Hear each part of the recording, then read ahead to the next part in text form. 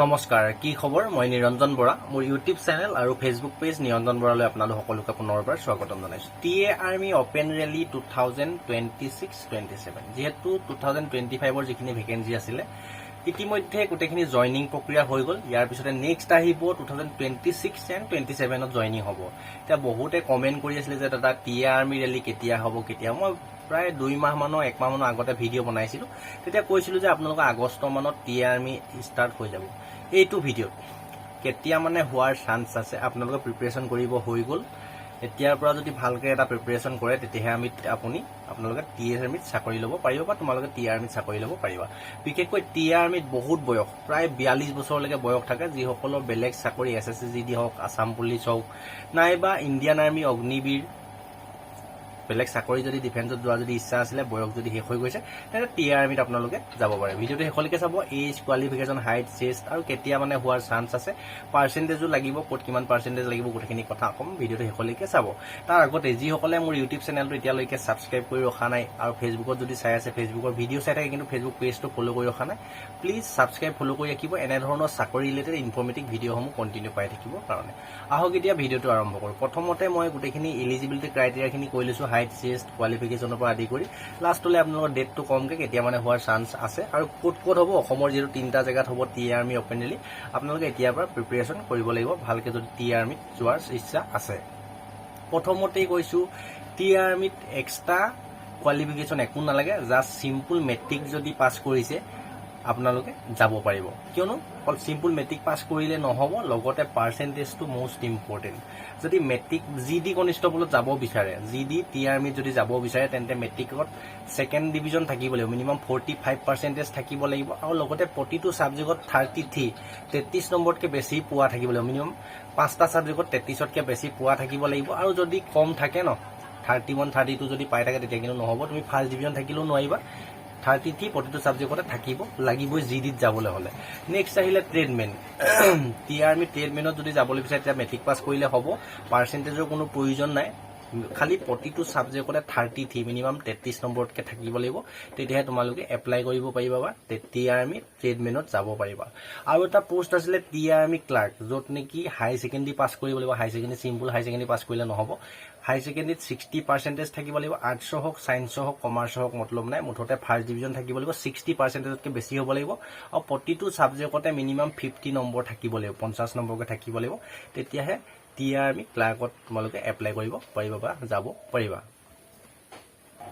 কোৱালিফিকেশ্যনটো একদম ক্লিয়াৰ কৰি দিলোঁ, এইকেইটা কোৱালিফিকেশ্যন লাগিব, তেতিয়াহে তোমালোকে এইকেইটা পাৰ্চেণ্টেজ লাগিব, তেতিয়াহে এপ্লাই কৰিব পাৰিবা বা টিএ আৰ্মি অপেন ৰেলী তোমালোকে ইণ্টাৰভিউ দিবলৈ যাব পাৰিবা। তাৰপৰা নেক্সট আহিলে হাইট কিমান লাগিব। আমাৰ অসমৰ তুমি SC, ST, OBC, EWS কোনো ছিষ্টেম নাই। অল ইণ্ডিয়াৰ কাৰণ টিএ আৰ্মি হাইট লাগে 160 চেণ্টিমিটাৰ। যিহেতু আমাৰ অসমখন হিলছ এৰিয়া, নৰ্থ ইষ্টৰ যিমানকেইখন ষ্টেট আছে, আসাম, অৰুণাচল প্ৰদেশ, নাগালেণ্ড, মণিপুৰ, ত্ৰিপুৰা, মিজোৰাম, মেঘালয়, গোটেইকেইখন ষ্টেটৰ কাৰণে আৰু ৱেষ্ট বেংগলৰ দাৰ্জিলিং ডিষ্ট্ৰিক্টৰ কাৰণে অনলি 157 চেণ্টিমিটাৰ হাইট লাগে ল'ৰাৰ। কোনো ধৰণৰ এক্সট্ৰা 160 নাথাকিলেও একো আপত্তি নাই, মুঠতে 157 চেণ্টিমিটাৰ হাইট থাকিলে হৈ যাব। তাতকৈ যিমান 70 থাকে, 65 থাকে সেইখিনিতো মতলব নাই, খালি মিনিমাম 157 চেণ্টিমিটাৰ হাইটটো থাকিব লাগে। আৰু ইয়াত SC, ST, OBC কোনো ধৰণৰ ছিষ্টেমো নাই, ইয়াত ৰিলেক্সেশ্যনো তোমালোকে নোপোৱা। তাৰপিছত আহিলে বডিখন তুমি যিয়ে নহওক, GD হওক, ট্ৰেডমেন হওক, ক্লাৰ্কত হওক এপ্লাই কৰিবলৈ মিনিমাম 77 চেণ্টিমিটাৰ নৰ্মেল বডিখন লাগিব আৰু 5 চেণ্টিমিটাৰ ফুলাব লাগে। 5 চেণ্টিমিটাৰ ফুলাই 82 চেণ্টিমিটাৰ হ'বগৈ লাগে হাইট, চেষ্ট এইকেইটাই। তাৰপিছত আহিলে ৰানিং কিমান কৰিব লাগিব। ৰানিঙৰ এনেই টাইমটো দি থোৱাহে থাকে টিএ আৰ্মিত, 5:45 বা 5:30 এক্সিলেণ্ট দি থোৱা থাকে, কিন্তু তোমালোকে ফাৰ্ষ্টতে সোমাবলৈ মিনিমাম 5 মিনিট যদি তোমাৰ প্ৰেক্টিছত টাইম আহে তেতিয়া তুমি যাব পাৰা টিএ আৰ্মিত ৰেলী দিবলৈ। যিহেতু যোৱাবাৰ মই নিজে দি পাইছোঁ, 30টাকৈ দিলেও 60টাকৈ দিলেও মিনিমাম 10টা বা বৰ বেছিহে 12টা ল'ৰা ৰাখে। এক্সিলেণ্টৰ 4.5 মিনিট মানতে 4-5টা সোমাই দিয়ে, বাকী 5 মিনিট মানলৈকেহে কোৱালিফাই কৰাই। মানে ভাল এটা ৰানিং হ'বলৈ মিনিমাম 5:20, 5:30ৰ ভিতৰত যদি তুমি সোমাব পাৰা, যদি ভাগ্য ভাল থাকে তেতিয়া হয়তো পাছ কৰা চান্স থাকিব। যদি 6 মিনিট লাগে, 6.5 মিনিট লাগে, তেতিয়াহ'লে এনেই গৈ লাভ নাই। মিনিমাম 30 এইজলৈকে, 18ৰ পৰা 30 এইজলৈকে। যদি 31 বছৰৰ পৰা 42 বছৰ বয়সৰ ভিতৰত হয় তেতিয়া তোমালোকৰ 6 মিনিট, 6.5 মিনিট দিব পাৰে, কিন্তু সেইখিনি ৰেলী মই দেখাও নাই, মানে সেনেকুৱা ল'ৰা লগো পোৱা নাই কিমান ল'ৰা ৰখাইছে। যদি তোমাৰ তাতকৈ আপোনালোকৰ যদি বেছি বয়স হৈ গৈছে, 30 বছৰতকৈ তেতিয়া আপোনালোকে যাব পাৰে মিনিমাম 6.5 ভিতৰত যদি সোমাব পাৰে যাব পাৰে তেতিয়া আপোনালোকৰ কোৱালিফাই হোৱাৰ চান্স থাকিব তাৰপৰা যিটো চিনাপ থাকে বিম মাৰিবলৈ 10টা এক্সেলেণ্ট আৰু মিনিমাম কোৱালিফাই কৰিবলৈ 6টা মাৰিলে হৈ যাব আৰু 10টা মাৰিলেহে তুমি 40ৰ ভিতৰত 40 নম্বৰ পাব আৰু ৰানিঙত 100 থাকিব 100 মাৰ্ক হৈ গ'ল আৰু জিগজাগ বেলেঞ্চ এটা থাকিব 3 ফুট মান ওখত মানে 20 ফুট মান এনেকৈ বেকা বেকি ৰাস্তা এটা বনাই থোৱা থাকিব জাষ্ট খোজকাঢ়ি পাৰ হৈ যাবলৈ তাত কোনো ধৰণৰ নাম্বাৰ নাথাকে আৰু লং জাপ 9 ফুটৰ এটা গাঁত খান্দি থোৱা থাকিব এই লং জাপ মাৰি জাষ্ট পাছ কৰিবলৈ কোনো ধৰণৰ নাম্বাৰ নাথাকে অকল বিমটোত 40 নম্বৰ থাকিব আৰু ৰানিঙত 100 মাৰ্ক এক্সেলেণ্ট হ'লে তুমি 60 ভিতৰত 60 পাবা কোৱালিফাই হ'লে 48 মাৰ্ক পাব গতিকে এক্সেলেণ্ট মাৰিব লাগিব তেতিয়াহে টি আৰ্মি তোমাক চাকৰি পাবলৈ সক্ষম হ'ব যদি টি আৰ্মিত এক্সেলেণ্ট মাৰিব নোৱাৰা তেতিয়া এক্সামত ভাল নম্বৰ উঠাব লাগিব তেতিয়া চাকৰিটো হ'বগৈ এইখিনি হ'ল ফিজিকেল টেষ্ট হৈ গ'ল কোৱালিফিকেশ্যন হৈ গ'ল ইয়াৰ পিছতে নেক্সট আহিলে বহুতে সুধিব যে এপ্লাই কেনেকৈ কৰিম চাওক টি আৰ্মিত কোনো ধৰণৰ এপ্লাই কৰিবলৈ প্ৰয়োজন নাই জাষ্ট গোটেই ডকুমেণ্টখিনি প্ৰপাৰ লৈ গৈ ডকুমেণ্টৰ ওপৰত ভিডিঅ' অলৰেডি বনাই থোৱা আছে মই সেই ভিডিঅ'কেইটা চাৰ্চ কৰি চাই ল'বা বা মোৰ ইউটিউব চেনেলত চেক কৰিলে পাই যাবা সেইখিনি ডকুমেণ্ট এতিয়াই ৰেডি কৰি ৰাখিব লাগিব গোটেইখিনি ৰেডি কৰি ৰাখি ৰিলিজন চাৰ্টিফিকেটৰ পৰা আদি কৰি কাষ্টৰ চাৰ্টিফিকেট PRC ডমিচিয়েল মেট্ৰিকৰ ডকুমেণ্টখিনিটো আছে সব document proper unmarried character police verification সব এতিয়াই উলিয়াই ৰেডি কৰি ৰাখক মিনিমাম 6 মাহলৈকে থাকে যিটো টি আৰ্মিটো খুব সোনকালে হ'ব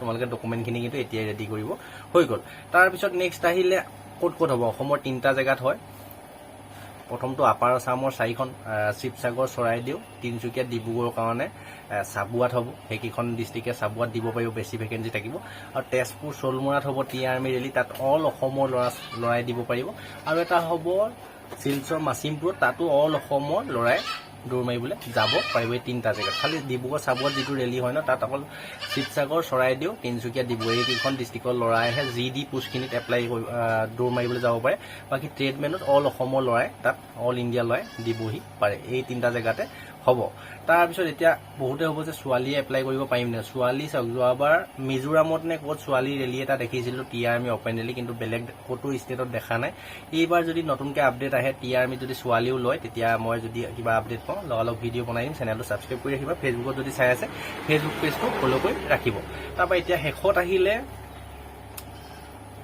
ৰেলীটো কেতিয়া হ'ব চাওক ৰেলীটো আগষ্ট মাহৰ পৰা অল ইণ্ডিয়া কিছুমান জোনৰ কাৰণে ওলায় জোন ৱাইজ যিহেতু হ'ব ন টি আৰ্মি মানে আগষ্ট মাহৰ পৰা ষ্টাৰ্ট হৈ যাব আগষ্ট ছেপ্টেম্বৰ অক্টোবৰ নৱেম্বৰ ডিচেম্বৰলৈকে ৰেলীটো চলি থাকিব যদি অফিচিয়েল নটিফিকেশ্যন বা ক'ৰবাত ভাইৰেল নটিফিকেশ্যন পাই যাওঁ তেতিয়া ক'ব পৰা 100%কৈ ক'ব পাৰি আমুক তাৰিখতে বা ইমানটো মাহত হ'ব বুলি এতিয়া যিহেতু কোনো ধৰণৰ নটিচ নাই টি আৰ্মিটো যদি চাই আমাৰ অসমত ছেপ্টেম্বৰ অক্টোবৰ নৱেম্বৰ এই 3 মাহৰ ভিতৰতে হয় বা ডিচেম্বৰটো কেতিয়াবা হয় মুঠতে ডিচেম্বৰৰ আগত 100% হ'বই টি আৰ্মি অপেন ৰেলী তোমালোকে প্ৰেক্টিচটো কৰি ৰখা ভাল এটা ৰানিঙৰ মাৰ্ক লাগিব ভাল ৰানিং কৰিব পাৰিলেহে তুমি টি আৰ্মিত পাছ কৰিবা যিটো বহুত হাজাৰ হাজাৰ ল'ৰা গুচি যায় তাত কোনো ধৰণৰ এপ্লাই কৰিব নালাগে জাষ্ট ডকুমেণ্টখিনি লৈ হাইটটো চাব দৌৰ মাৰিবলৈ দিব আৰু ডকুমেণ্টখিনি লগালগ ভেৰিফিকেশ্যন কৰিব পাছ কৰিলে লগালগ মেডিকেল টেষ্ট হ'ব তাৰপৰা 20 দিনমানৰ পিছত এক্সাম হৈ যাব আৰু এক্সামৰ ৰিজাল্টটো এমাহমানৰ পিছত আহি যাব তাৰপৰা ভাইবা হ'ব তাৰপৰা লগালগ এপইণ্টমেণ্ট লেটাৰ লগতে দি পঠিয়াই এইটো ছিষ্টেমতে টি আৰ্মি অপেন ৰেলীটো হয় যোৱাবাৰ যিহেতু মই নিজে দি পাইছিলোঁ এইখিনিয়ে হ'ল গোটেইখিনি ডিটেইলছ দি দিলোঁ